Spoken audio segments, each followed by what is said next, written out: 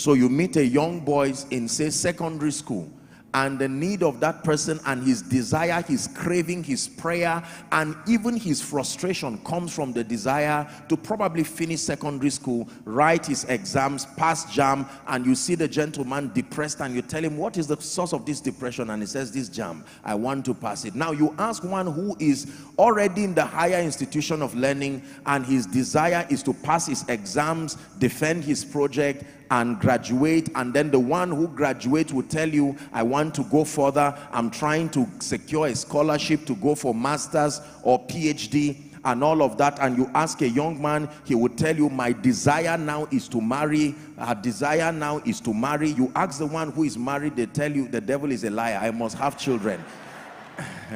Are we together? Then the one who has children, their desires change and they tell you, thank God for girls, but I think we need to add boys to this list. And the same depression the person had when he was small has been changing or remaining the same, using different needs.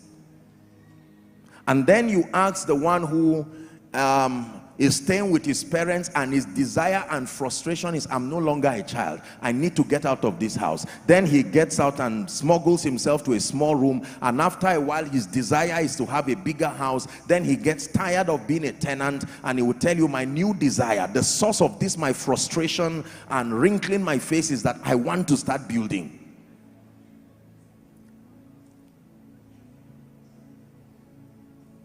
You ask the one who now has children and their desire is to have these children grow and become responsible. 10, 11 years later, same frustration. But now the basis for that frustration is, I didn't realize having so many children would require so much money for fees.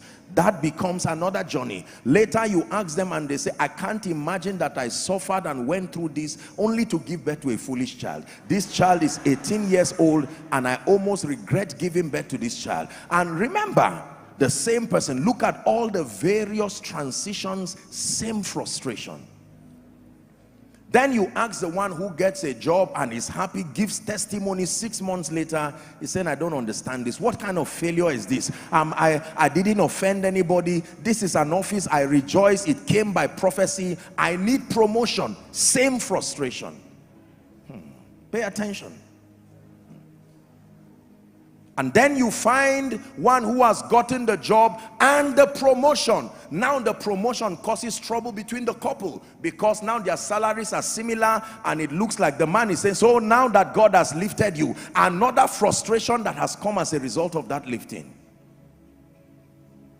And then the frustration would soon change when they go to the hospital and they say, it looks like there is a lump or a growth in your body.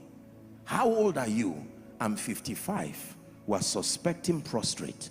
All of a sudden, the frustration that was there when he was young now returns, but a different reason is the sponsor. So I'm going to die. You would think that with all of the achievements, the frustrations should diminish.